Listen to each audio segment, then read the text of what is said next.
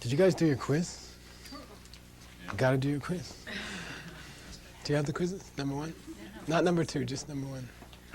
It's 5 minutes, painless. Try it. Guess it's not painless.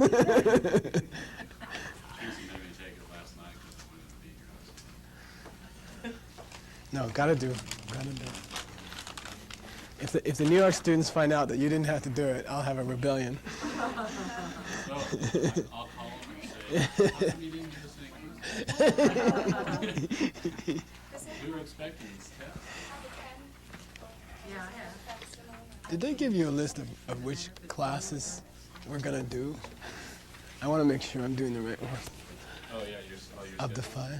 I mean, yeah, which one of the... No, I mean... Oh, the one I sent with? Which one of the 5 are... Teresa has that. Okay. Do you have a list of which 5 classes we're going to do? Good, yeah. Okay, this, I wonder who did this. Very important. Page 2. Oh, wow, they did a nice job. So we're going to do the completion stage of Haruka? Okay. Pass. That's a 1, 3, 5. 1, 3, 5, 8, 9. Almost got it right. All right. Okay. Secret name, okay? Or his tantric name. Daichen Nyingbo. Daichen means great bliss. Nyingbo means essence. Okay, essence of great bliss. Forgot to tell you that last night. Okay. So now in each one of the 3 classes remaining, we'll cover one of the 3 principal paths. All right?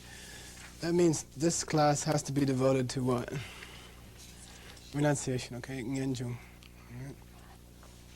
And in his text, Jetsun Kappa says, if you can't understand what renunciation's about, then you're in trouble, because then you will be attracted to the nice things in this life. You know, and I have this big debate with my students in New York, you know. Is raspberry tart at Uptown Cafe suffering or not? You know.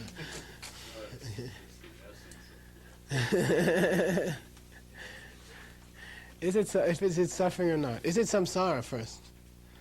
It is samsara. Okay. So does that mean that Michael Roach can't order a raspberry tart at Uptown Cafe? You know. No, I mean, suppose it doesn't hurt. Suppose it was just, the whole thing went nice, you know. Came out the next day, no constipation, anything, everything from beginning to end. Somebody else paid, you know. You know, is that suffering or not? That's the question. You know, wasn't it pleasant? That's the seductive part of the negative or the samsara, is the seductive. Well, I think this, you know, in and of itself. I mean, by the way, pleasures are not pleasures. I mean, pleasures are not suffering except for one thing. You know what I mean? Like there's nothing wrong with a raspberry tart. It really is pleasant. Except for one thing, which is what? I mean, it always has a nasty ending, okay? You know, it always has a bad ending. And that's the story of samsaric pleasures, the pleasures in our life. The only thing that makes them bad, I mean, I always tell people, if you look at a Buddha paradise, you know, if you study the pictures of Buddha paradises, it's not like they are full of bad things. There's no traffic jams, there's no muggers, you know. I'm talking New York, okay? There's no subway. You know, everything in the Buddha picture is beautiful. The deities are all beautiful. They have beautiful eyes, beautiful faces, perfect figures, you know. Everything is very much like what you call pleasant or good in this life. You know what I mean? Like, the flowers are beautiful. They're not like ugly trees or ugly flowers or ugly people there or, you know, everything in the picture is beautiful. So there has to be some relationship between what we call pleasure here and what we're going to have there, you know. I mean, it is the things that are nice here, like the smile on a child's face or seeing somebody help an older person or something like that. Those kind of beautiful things, that kind of beauty must be there. But there must be a difference between the beauty that we have here and the beauty that they have there. There must be some difference. And that's the, it's the staying power, okay? It's like, can it stay? You know, will it never change? You know, and that's the difference between the beauties and the pleasures of this life and the beauties and the pleasures of a Buddha paradise. But otherwise they're similar. I mean, a beautiful lady's face and a beautiful angel's face in a paradise I mean, physically they're similar. And if you look at the pictures of Buddha heaven, you know, it's not like everybody has a crooked nose or something, you know. Everything is very similar to what we call beauty here. But what's the big difference? And it's very interesting. It comes down to the energies which are creating that beauty. You know, it comes down to the nature of the energy which is creating and sustaining that beauty. So what is the energy that's creating and sustaining a raspberry tart at Uptown Cafe like 20 minutes ago? You know, what was the energy that created it? What was the energy that created it? Well, I had pleasure. It gave me pleasure. But the difference between a Buddha and a Pure Land looking and seeing everything beautiful, he's not grasping at it. Mm-hmm. And us looking at a raspberry tart, we just don't see it for its own intrinsic beauty, which is as we see it for all these qualities we attach to it. But I would assert this: attached qualities, imputed qualities, are still nice. Okay. No, I mean, what I'm trying to say is that what's the energy that creates a raspberry tart? I mean, by the way, Itself or the possession of the tart. same thing. I'm having a raspberry tart. I'm having pleasure. That's the clue, okay? If it gives me pleasure, what's the definition of good karma? It's interesting. What's the definition of a good deed in Buddhism? Is it, I'll give you multiple choice. I was thinking to do that on the homeworks because we could grade them by machine, you know. Is it that somebody in the past said, that's wrong to do? Or that's the right thing to do? Is that why it's right? Is it right because somebody said it was right? Is it right because there's some guy somewhere keeping track? You know, there's a physical guy making a list of all the things you do in your life. You know, is that why it's a good thing to do? Good karma. Or is it good because it helps other people? Or is it good because it brings you an experience which is positive? You know, I think those are the four big choices when you talk about being ethical. let's talk about being bad, okay? I mean, is it being bad because somebody said it was bad? Or is being bad because there's someone is keeping a list? Or is being bad because it hurts other people? Or is being bad because it brings you personally an experience which is negative? You know, which of the above? They're hard. It seems like the last two, right? And partly the definition of the last two, and it is the last two, but primarily the definition of bad karma is an act of thought, speech, or deed which brings you an experience of suffering in the future as a karmic result. Okay, very interesting. It's not bad because somebody said it was bad. It's not bad because somebody's keeping a list at the pearly gates. And it's not bad, frankly. Well, hurting others is a little sensitive. We have to talk about that. But the definition of bad karma is an action of body, speech, or thought which brings you suffering. And that's very interesting. So what's a raspberry tart? Assuming I like it, okay? Assuming I'm not allergic to it or something. I mean, it's a result of good karma. It's a result of some kind of good karma. It was created, and its existence is being sustained by good karma. Okay. So what's bad about it? What's wrong with it? What's wrong with a nice raspberry tart? It doesn't last. You know, it has all these problems with it. It make you sick, doesn't last, can't get enough of it, like that. Would you like to sit? If you'd like to sit, or you can sit right there if you want, or stand if you want. Okay. All right, no problem. Just be comfortable. Okay. Yeah. Okay. So what's wrong with we get this thing in Buddhists. Buddhists are supposed to be like neutral, you know. You're not supposed to like, you're supposed to sit there and meditate and not like raspberry tarts, you know. And there's all these things wrong with Americans like to feel guilty, right? So find all these excuses to feel guilty, you know, like I shouldn't like raspberry tarts. It's pleasant, you know. You know, and it's, yeah, that's not the thing. I mean, there's nothing wrong with the pleasure of raspberry tart. It is, in fact, when you get to Buddha paradise, that's the pleasantness of a raspberry tart is somewhat similar to the pleasantness of a Buddha paradise. They are similar. They have a similar content, a similar feeling, a similar quality. And you don't find pictures of Buddha paradises where everything is dirty, but the Buddha is just very good at putting up with it or something like that. You don't find that. But if you follow people's thinking to its extreme, to its natural, what do you call it, logical conclusion, then they think that your attitude in this life is supposed to be, you know, I don't care if good things happen and I don't care if bad things happen. The goal of being a good Buddhist is not to be attached to nice things and not to dislike bad things. That's partly true, but it's not completely accurate. The goal, frankly, is to change all the bad things into good things and to change all the good things into permanent good things. And that's all. And your heart tells you that. You know, your heart tells you don't want to go to a paradise where there's still taxes and you know, and there's still rude waiters or something, and you're just going to learn to put up with it in an ultimately peaceful way. That doesn't make any sense. And your heart tells you that. That's not what you're attracted to. So what's wrong with a raspberry tart? You know, what's wrong? Is there anything wrong with a raspberry tart? The energy which has created it and which sustains it for the length of the time that I feel good about it is good karma. But it's what we call dirty good karma. Dirty good karma means good karma done without understanding the real nature of the good karma.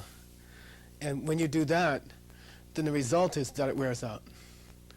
So all good karmas that we've ever done, and all those good karma is like throwing a boomerang. You know, you help somebody, and it's like throwing a boomerang, and then it circles around and comes back to you.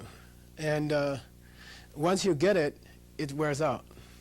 So that's the real problem with samsara. I mean, the sufferings we will talk about, but we don't have to debate them. You know, I don't have to try to convince you that sufferings are suffering. But I have to try to convince you that the nice things that happen to you are not good enough. And I like to put it that way. The nice things that happen to you, they do have some similarity to the nice things that will happen to you in a Buddha paradise, but they're not good, they wear out. And meaning your health, your family, your house, your job, your own mind, your eyesight, your ears, your intellect, everything will wear out. Why? Because of what's sustaining it. It's like when you see those fountains and there's a ball on the top, and the minute the fountain stops, the ball falls down. So what's sustaining your reality right now is good karma, the nice things in your life. But the nature of it is it'll wear out, and then you lose everything. That kind of nice thing is lousy. And that's why Buddhists say that even good things are suffering. Even the good things in this life are suffering, like honey on a razor blade. I had this debate with somebody sometime, is honey pleasant? Let's do it. You ready? We'll debate. Changsi Shimbu Yimbe, which means honey is pleasant, right? Just answer automatically. Don't think too much. Yimba Pao. Are you sure? Yeah. Okay, so now I say, how about honey that's covering a razor blade? Is it pleasant? Is it pleasant in the first moment that you taste it? Yeah, before your tongue hits the end of the razor, which is like a millisecond later, that first taste of honey, is it pleasant? Yes. Yeah. 2 minutes later, when your gashed tongue is doing what her hand was doing yesterday, is it? That raspberry tart's coming back. Is it pleasant? No. So is licking honey off a razor blade pleasant? So samsaric pleasures are the same thing. That's exactly the same thing. You can discuss it all day, but frankly, it's the same thing. They are very nice. The first millisecond is tasty, and then the rest is just downhill.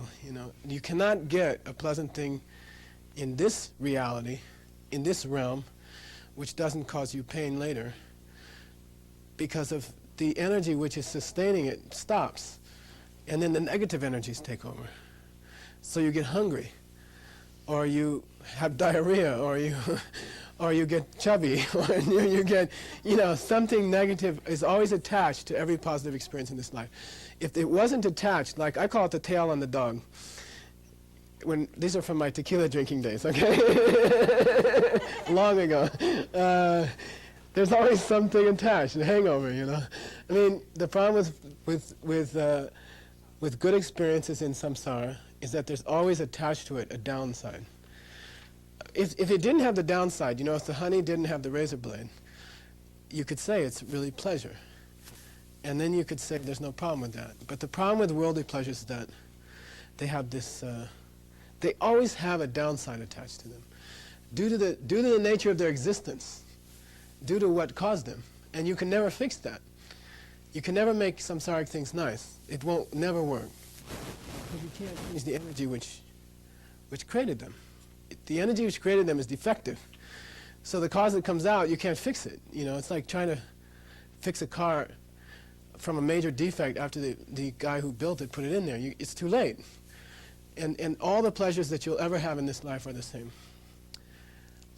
Anyway, I wasn't going to get onto that. The razor blade being self-grasping. Because at first instance, it's that experience, but then if we have time tonight, remind me, and I'll get into it. It's very, very important. The connection between self-grasping and karma. And it's in a book by Maitreya, Uttara Tantra. Exquisite, fantastic. And we can do it tonight. We got to go through that. Maybe that's very important, I think. I'm going to list the first Panchen Lama went through. He gave a short list of sufferings in this life that make this life miserable. It's very hard to keep your mind on the misery of this life while you're in the middle of it. Because there are some good things happening in your life. You didn't get old yet, real old. You didn't get, you don't have these horrible diseases yet, or they're just starting. And there's still some bright spots in your life, And then he's trying to address a person like that. So he wrote a long rim text, and we're gonna get some from that. These are the problems of this life according to the first pension level. Okay.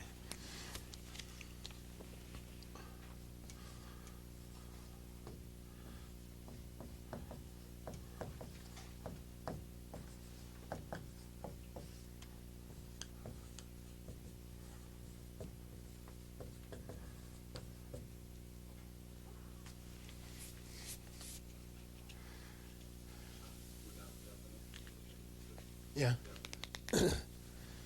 Say ngepa, meba. Ngepa, meba. Ngepa means, as Bruce said, like definite or certain. Mepa means there is none, and it means no certainty. There's no certainty in life. First problem of our life. Okay.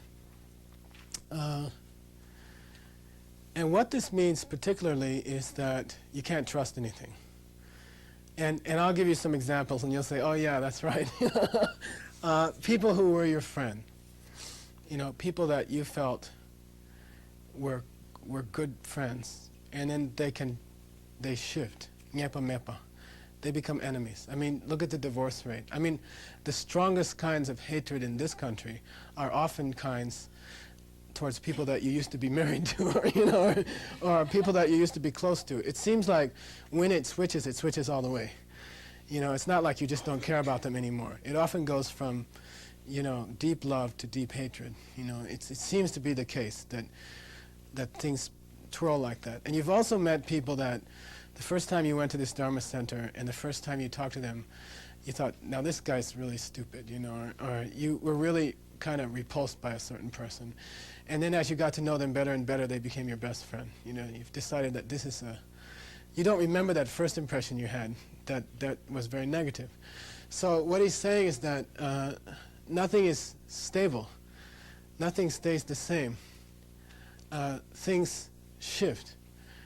And it'll always be that way. Personal relationships, jobs. I have all these students. I have this one kind of, how shall I say? Let's not break any vows. Anyway, I have a very hyper student lady, and she was begging me to help her get a job, So I taught her a practice which I thought might enhance the karma to get a job. And then she got a job. She got a nice job in a bank.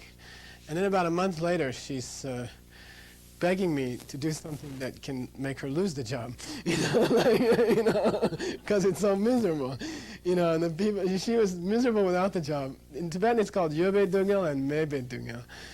The suffering of not having something, and then the suffering of having it after you get it.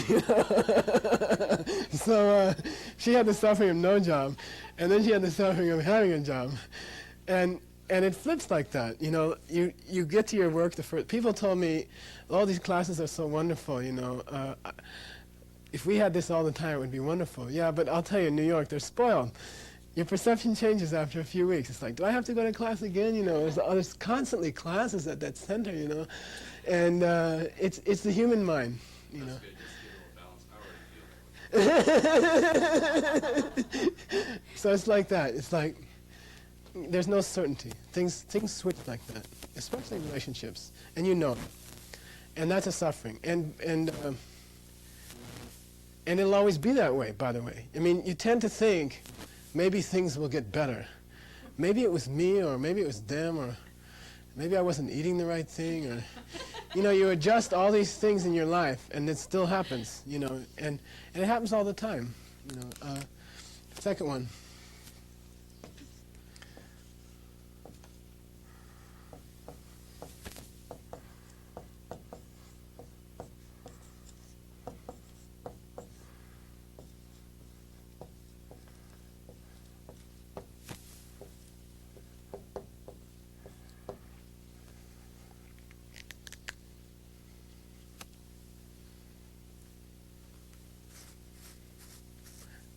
By the way, is the person changing? I mean, I always say, you're in a restaurant, you see this lady or this guy, they look like the neatest one you ever saw.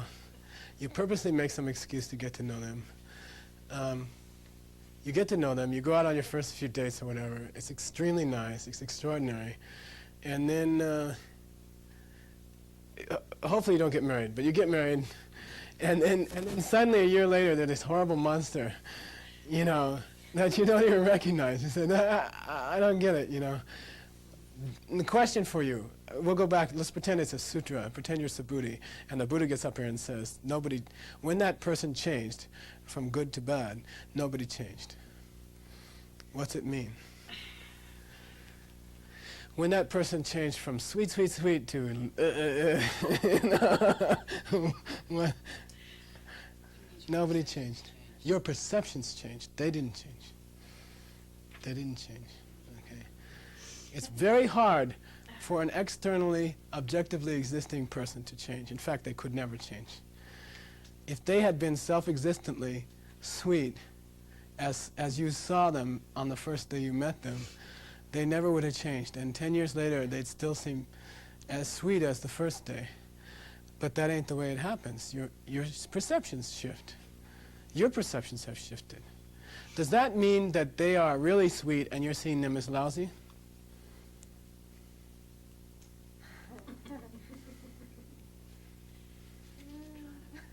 You have to ask to whom, right? You have to say to whom. Yeah, I'm not saying that they've been sweet all along and your perceptions got sour. Their sweetness was your perception and their sourness is your perception. And the shifting from sweet to sour was your perception. And it's all your fault. Okay? No, it's you. You're the one. You collected lousy karma. You collected a karma. You actually collected a white karma for the first few days result. And then the change, and then the changing period is white and black karma mixed. And then when you really hate them after a year, that's pure black karma. So, and it's your perceptions. By the way, they're not independently of anyone looking at them. They're not sweet or sour. They're just blank. That's emptiness. That's their emptiness. And then your perceptions are shifting, and they appear to you very really. I mean, I'm not saying it's not real. I'm saying it's a perception, therefore it's real. Nagarjuna is very adamant, and Jetsun Kappa is very adamant about it. He says, I'm not saying it's unreal because it's a perception. I'm saying it's real because it is a perception. Okay? That is its reality. And that's real. And if you don't think so, you go stand out there and perceive a car running you over. You know, and if you don't think it can break your leg, go out and check it out. It is a perceptual, it only exists in your perceptions. And that means, that makes it real. That's why it's real. And if it were existing independent of your perceptions, it wouldn't be real, and in fact it couldn't exist at all. It's very interesting. Okay. Ngomba mepa. Ngomba means satisfaction. Mepa means can't get no. Okay, and that's to me, in my opinion, this is the ultimate human suffering. I mean, I think that. Yeah. What's that? Yeah. I don't know. Sometimes I wonder. Yeah.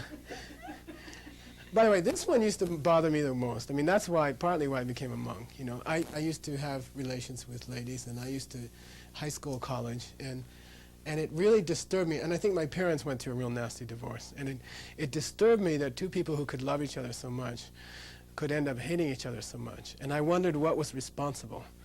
You know, and they both seemed to be okay people to me.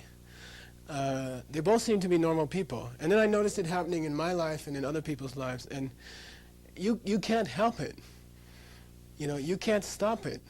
It's not a current thing that you can change. You will never be able to have a good relationship until you see emptiness. You know, you will always have this problem. It's not your fault. The best thing, at the best, one of you will die before it shifts. Okay? No, seriously. Or it will shift. There's only two choices. You're going to lose them either way.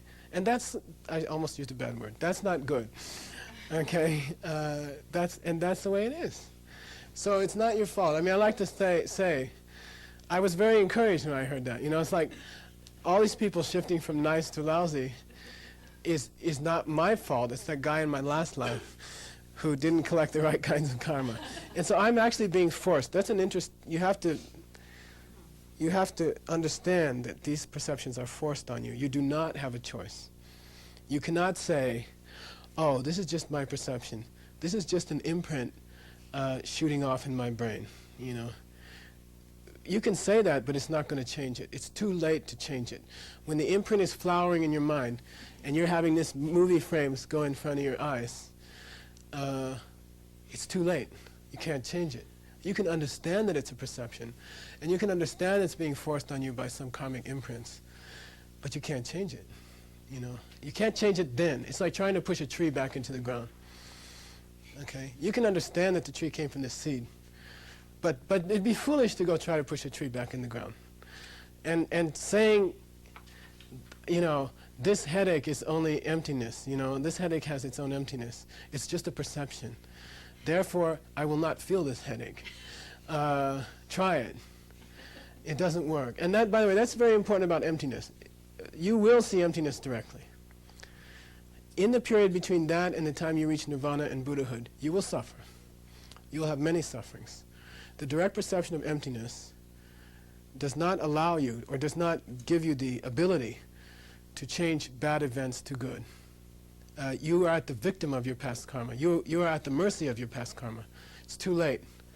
Can you manipulate those karmic seeds? Yes. And we'll learn some tricks for that.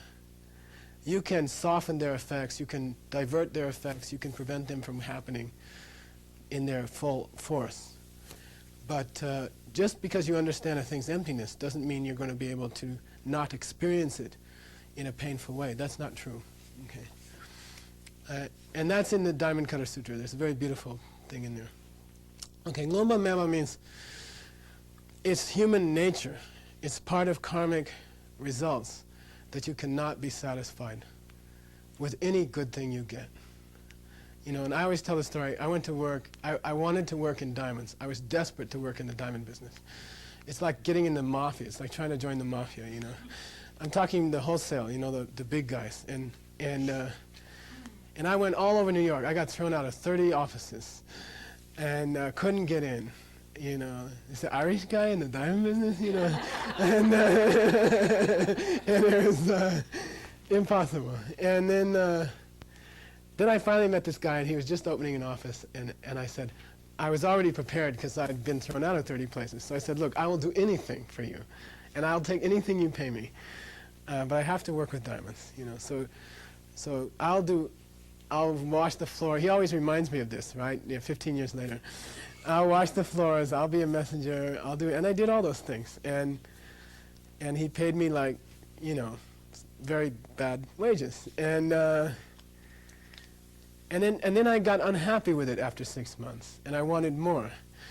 And I got a raise. And then I was very happy for like 3 weeks. And then after about 3 months, I wanted more. And I kept wanting more and more and more and more. Then I was making the most money of anybody I knew, and incredible amount of money. And I wasn't happy with it. And I wanted more, you know, and or I wanted something different. That's when I gave it up, you know. And then the human mind can't be happy. You can't be satisfied. There's something about karma that makes our minds unsatiable. You cannot be satisfied. No matter what nice thing happens to you, you cannot just leave it alone and say, that's enough, you know, I'm happy. I can live with that, you know. You don't have that capacity. We don't have that capacity. So First Panchen Lama, it's very interesting. He's not talking about war and hunger and thirst. He doesn't even list those things. He's talking about the mental sufferings that everybody has, that you go down the street and everybody has them, you know. And those are much more terrible than the physical ones. You know, they're, yeah. Is the first Panchen Lama the First first Lama? Panchen Lama.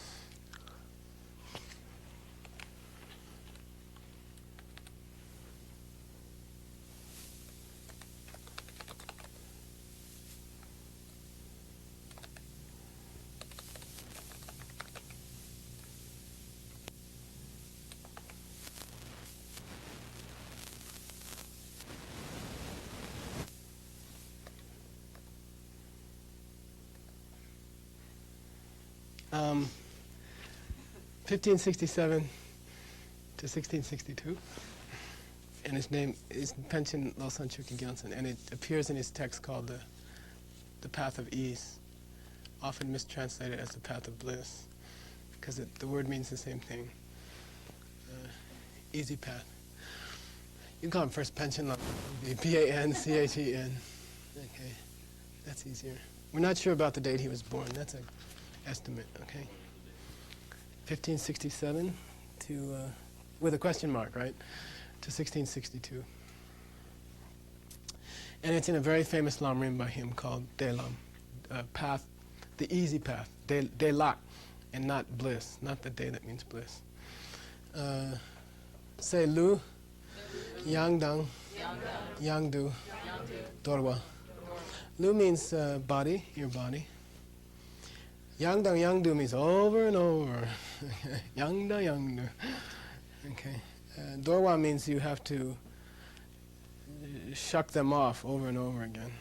Okay. Your mind is everlasting. It will never end. I mean, you will go to Buddha paradise and you will live till infinity. That mind will never die. Cannot stop a human mind. Cannot stop anybody's mind, actually. Okay. And then it has to keep taking on bodies and giving up bodies. It's like you keep getting new bodies, they get old, and then you give them up again. And it happens over and over and over and over again until you reach enlightenment. Okay? And each one of those bodies goes through this thing of being, semi-healthy, rather healthy, then semi-sick, and then very sick, and then old, and then it's just the same pattern over and over and over again. You cannot sustain a human body. A human body must get old and die. It's a defective product. And there's nothing you can do. You can't make it nice. You have to change to that other kind of body. Rupakaya. A Buddhist body. An enlightened being's body. You must change to that. This one, no matter what you do to take care of it, it's going to end up bug food. And there's nothing you can do. You can't fix that, okay?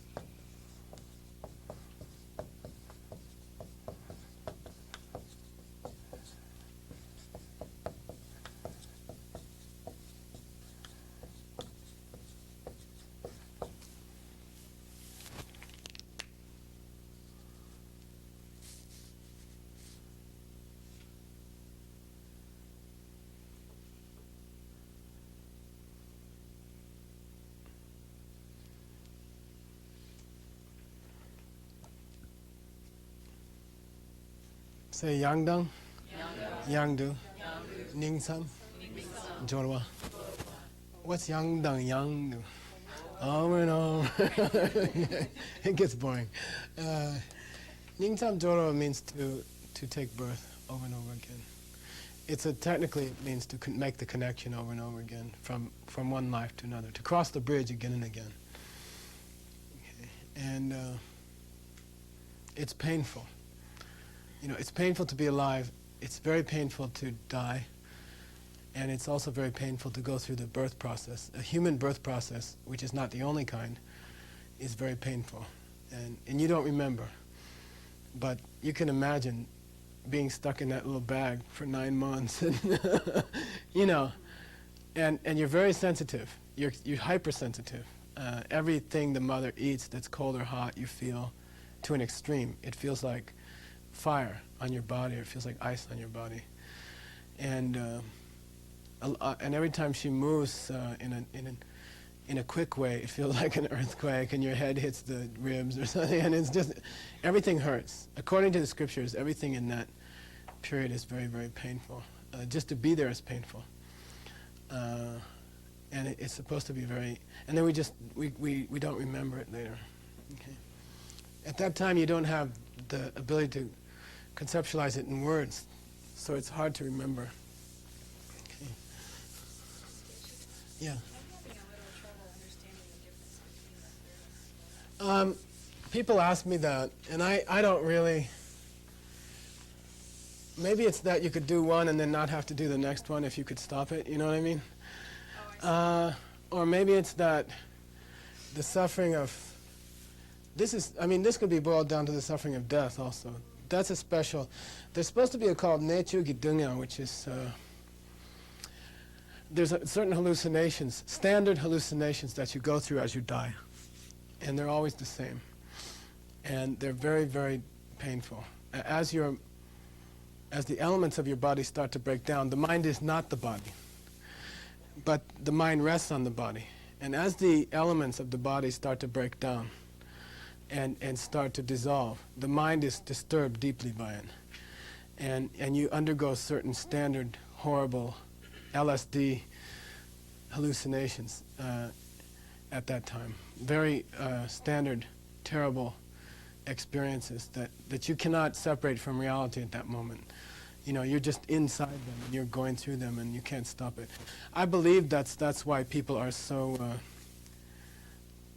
I believe that accounts for what psychologists would call the mechanism or the auto reaction to when someone's trying to kill you. You know, like someone takes you up to a roof and goes like that, and there's this, you know, there's this reaction or somebody pushes you into a busy street and there's this, you know, there's this pullback, and I think it's from remembering subconsciously what it feels like to die. I think there's this huge autonomic reaction that you don't want to go through that. And that's why there's a joke, you know, in Tibetan, no one wants to get old, but no one wants to die. I mean, if you're not going to die, you're going to get old, you know. But there's this autonomic thing, and there's this deep, deep-seated thing within all of us, which can only go away if you're crazy and commit suicide, you know. I mean, a person who commits suicide, according to Buddhism,